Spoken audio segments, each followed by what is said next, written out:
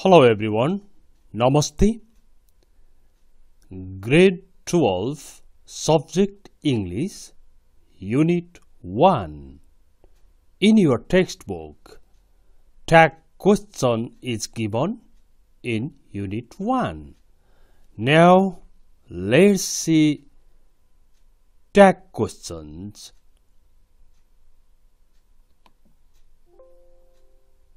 Okay. Grammar question tag. Study the following examples. भनेको छ यहाँ rewrite the following sentences adding appropriate question tag. Okay? अब यो exercise हामी सिधै गर्दैनौं. ग्रेड 11 को all unit 1 to 20 grammar portion मैले कम्प्लिटली अपलोड गरिसकेको छु र त्यहाँ हाम्रो के ट्रेन्ड छ भन्दाखेरि पहिला ब्याकग्राउन्ड नलेज राम्रोसँगले बुझेर आउने अनि यस्तो क्वेशनहरु त सजिलै मिलिहाल्छ र एक्जाममा यो बाहेक दिए पनि मिलाउन सक्ने बन्न सकिन्छ. So let's see background knowledge of it, then we will solve this one. Tag question. Your lesson, I have taken from my book, Spoken English. मैले आफ्नै बुकबाट लिएको हो. यहाँ हेर्नुहोस् त, tag question, पुछ्रे प्रश्न. A question added at the end of a statement and acting as a reinforcer rather than seeking an answer is a tag question. Easy तपाई एक आपसमा बातचित गर्दा एउटा भनाइ वा कथन भनेर सो कथनको निदो गर्न वा सहमति खोज्नको निम्ति छोटो प्रश्न गर्नुहुन्छ त्यो नै tag question हो. For example, Ram had seen you. Hasn't he? रामले तपाईलाई देखेको छ, छैन त? यसरी स्टेटमेन्ट एफर्मेटिभ भए क्वेशन ट्याग नेगेटिभ हुन्छ र स्टेटमेन्ट नेगेटिभ भए क्वेशन ट्याग चाहिँ एफर्मेटिभ हुन्छ. Hari plays cricket, doesn't he? Okay. He was waiting for the bus, wasn't he? Potato is cheaper than onion, isn't it? Srijana will get the visa, won't she? She told him to leave the room. Didn't she? यसरी बनाइएको छ. अब यहाँ हेर्नुहोस् त, यहाँ ह्याज थियो, यहाँ भित्री थियो, त्यसबेला ह्याजन्ट गर्न पाइन्छ, तर यहाँ केही पनि थिएन. यसरी एस लागेको भर्ब छ भने डजलाई लिएर आउनु पर्छ. प्लेज भएकोले डजन्ट ही भयो, तर यहाँ अरु नै रिड्स थियो भने पनि डजन्ट ही हुन्थ्यो, कुक्स थियो भने पनि डजन्ट ही हुन्थ्यो. यसरी जुनै भर्ब पनि एस लागेको आउने बित्तिकै ट्याग क्वेशन डजन्ट मा जान्छ. यहाँ वाज छ, त्यसो हुँदा वाजन्ट बनाइयो. यहाँ इज छ, इजन्ट बनाइयो. यहाँ विल छ, विल को सर्ट फर्ममा आउन्ट, आउन्ट सी भयो. त्यस्तै यहाँ भिटु छ, पास्ट फर्म छ, पास्ट फर्म छ भने सिधै डिड लाई लिएर आउनु पर्छ अनि डिडन्ट सी बनाइएको हो. तपाईले यसलाई डिडन्ट सी भने पनि डिडन्ट सी भने पनि हुन्छ. Didn't see is better pronunciation. Okay, now let's see more. We use a negative tag question after a positive statement and positive tag question after a negative statement. Okay? He's a newsreader, isn't he? He isn't a newsreader. Is he?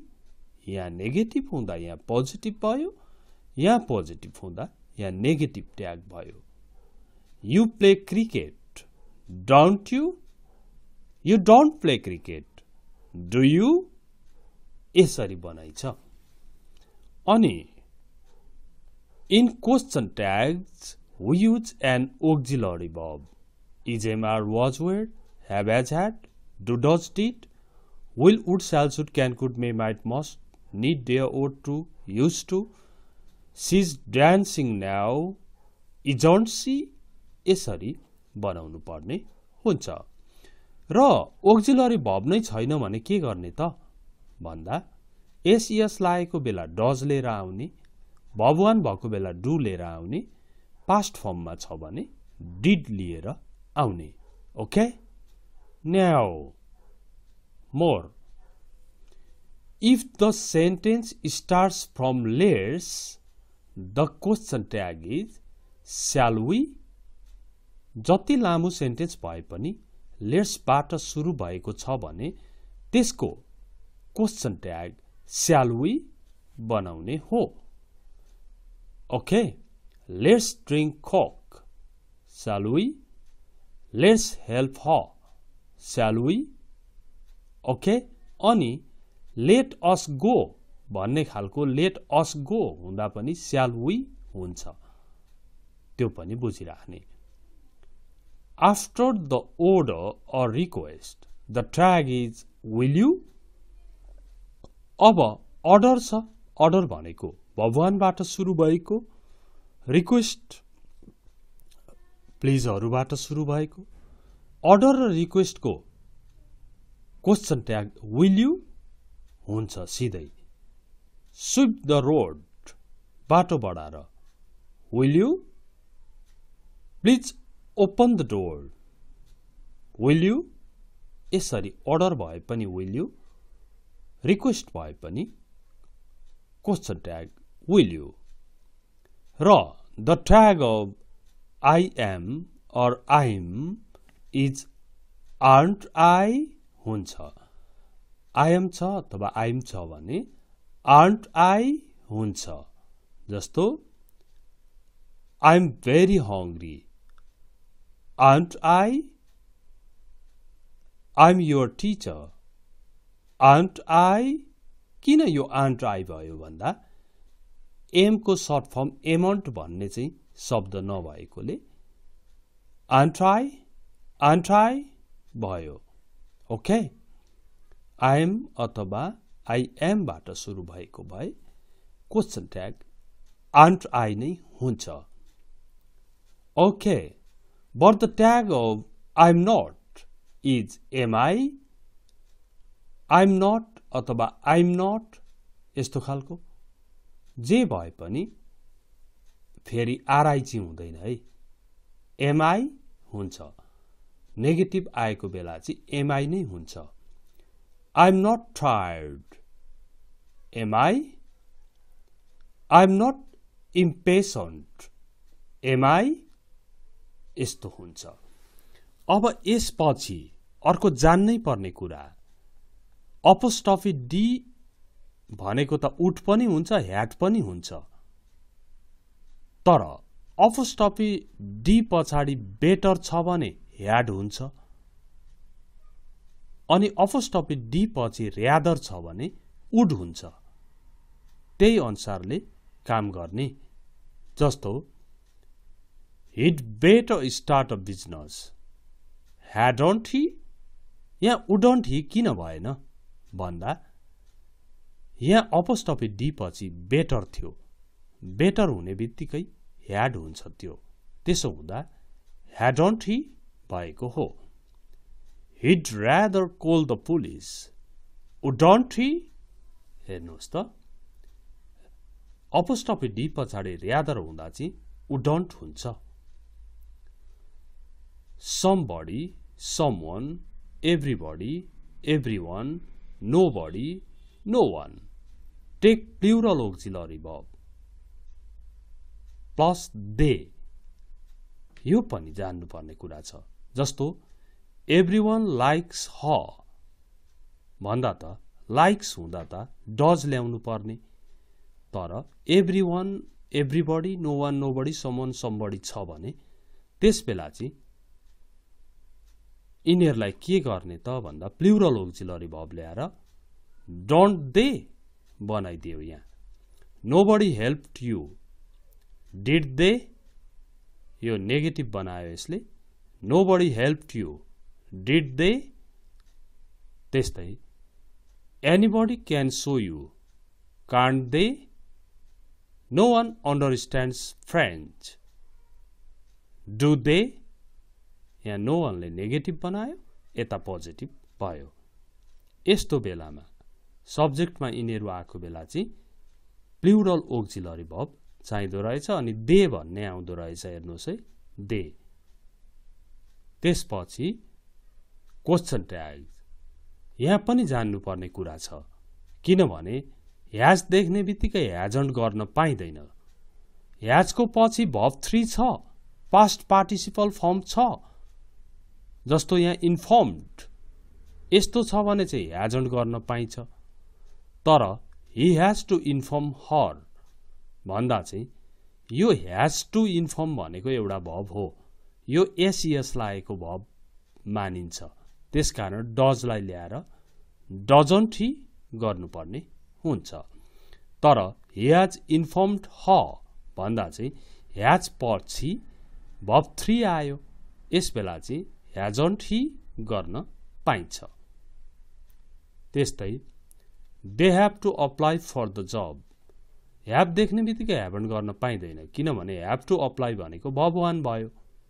त्यसो हुँदा don't they भयो। तर have पछाडि applied verb 3 आएको बेला चाहिँ ह्याभन्ट they गर्न पाइन्छ। त्यस्तै he had to invite her, had to invite भनेको V2 जस्तै हो। त्यसो हुँदा डिन्ट ही भनियो। तर ही ह्याड इन्भाइटेड हर, यहाँ भर्ब 3 भएको बेला चाहिँ ह्याडन्ट गर्न पाइन्छ, ह्याडन्ट ही बनाउनु पर्छ। त्यस्तै he has a bike, he has a bike हुँदा ह्याजन्ट बनाइँदैन, किनभने यसको पछाडि भर्ब 3 आएको त होइन नि त। यस बेला त यो भर्ब एसइएस लागेको भर्ब हो। त्यसो हुँदा डज आउँछ। ही ह्याज अ बाइक, डजन्ट ही हुन्छ।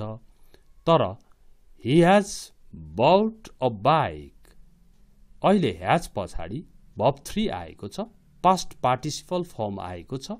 यस्तो बेलामा चाहिँ यसलाई ह्याजन्ट गर्न पाइन्छ, ह्याजन्ट ही भयो।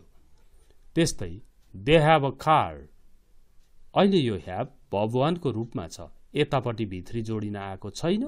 त्यसो हुँदा ह्याभन्ट गर्न पाइँदैन, डोन्ट दे हुन्छ।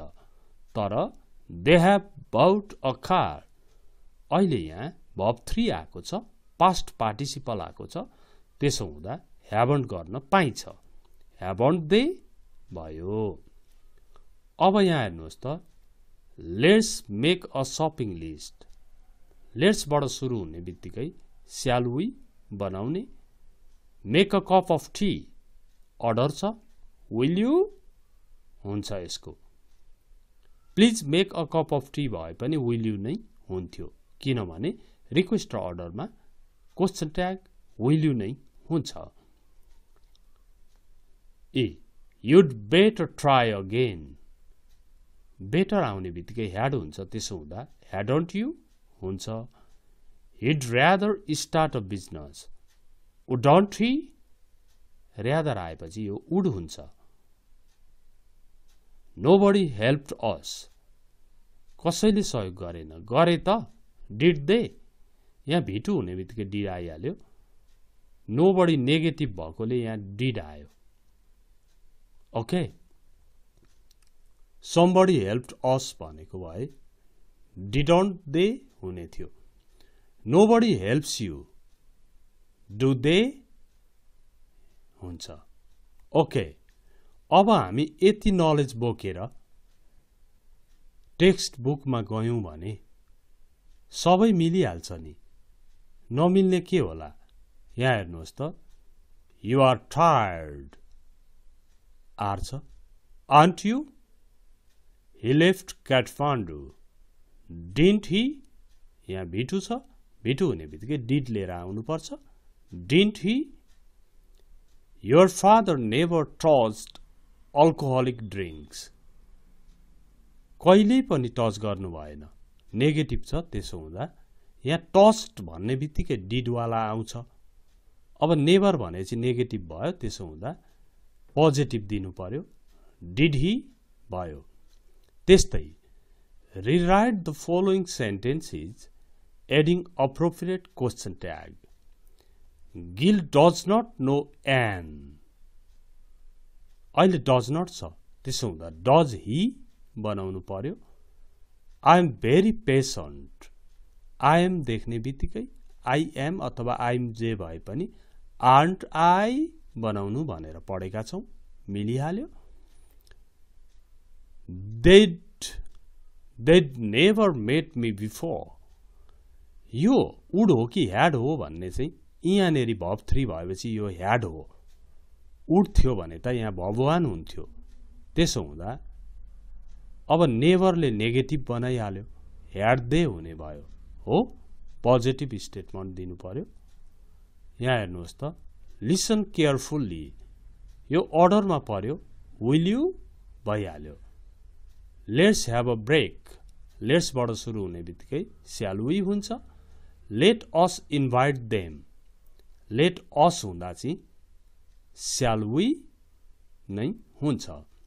Hari used to live in France as a boy, number जीमा यहाँ युज टु लिभ भनेको भिटु बराबर हो, त्यसकारण डिन्ट ही बनाइएको छ जी नम्बरमा। यहाँ हेर्नुहोस् H number, you'd better not take a hard drink. अब बेटर हुने बित्तिकै यो ह्याड हुन्छ, त्यसो हुँदा you'd better not take a hard drink, negative बनाएको छ नटले, त्यसो हुँदा ह्याड यु भन्नु पर्यो।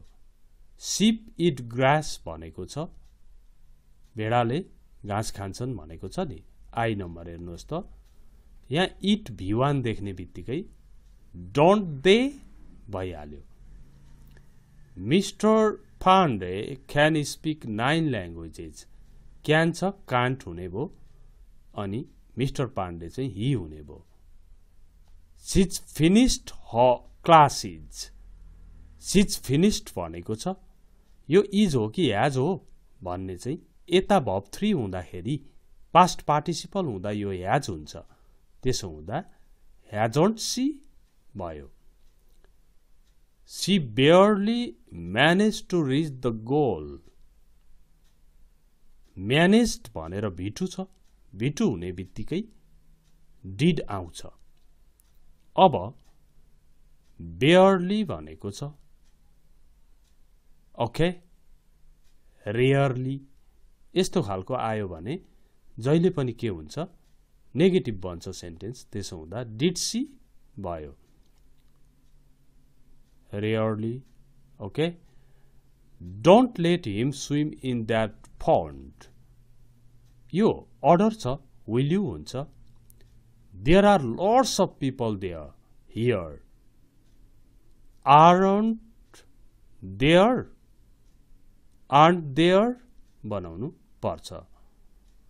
अब यो C number, read the following situations, what do you say in this situations, use question tags भनेको छ। The sky is full of cloud, you can see lightning and hear thunder. अब it's going to rain soon, isn't it, okay.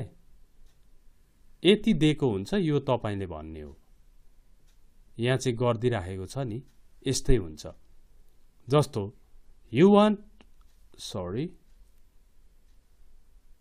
Want to pay the taxi fare but you are short of by 100 rupees.